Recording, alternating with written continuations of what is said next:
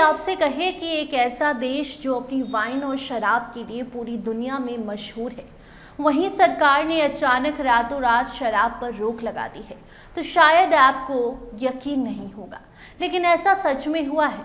France के कई इलाकों में सरकार ने अस्थायी रूप से पब्लिक प्लेस पर शराब पीने और कुछ जगहों पर शराब की बिक्री पर भी रोक लगा दी है। लेकिन सवाल है कि आखिर ऐसा क्यों किया गया? अचानक से सरकार ने ऐसा फैसला क्यों लिया? सरकार अचानक से शराब के खिलाफ क्यों हो गई?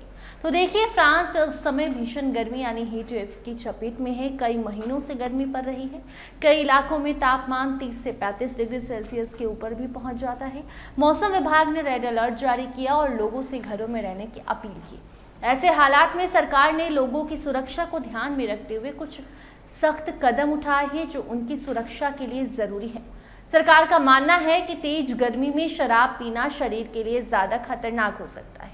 शराब पीने से शरीर में पानी की कमी यानी कि डिहाइड्रेशन तेजी से बढ़ता है।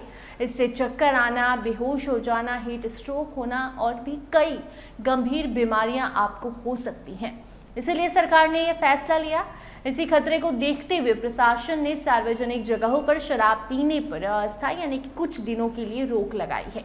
साथ ही कई इलाकों में शाम के समय दुकानों से शराब की बिक्री भी रोक दी गई है। हालांकि ये फैसला हमेशा के लिए नहीं है, बल्कि सिर्फ जब तक गर्मी पड़ेगी तब तक के लिए ही है।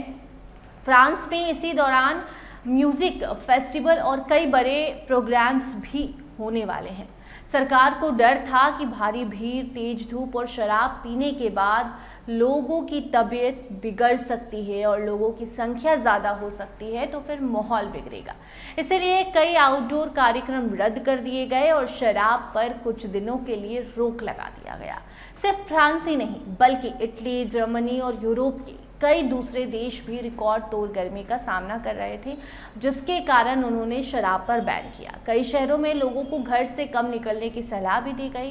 कुछ जगहों पर स्कूल बंद किए गए तो कहीं अस्पतालों को अलर्ट पर रखा गया। आपको बता दें कि जो क्लाइमेट चेंज होता है, इसके कारण हीट वेव सबसे पहले वैसे लोगों को पकड़ता है, वैसे लोग बीमार होते हैं जो शराब ज़्यादा पीते हैं। इसीलिए कुछ दिनों के लिए शराब पर बैन किया गया। हालांकि अब धीरे धीरे वो बैन हटाया जा रहा है।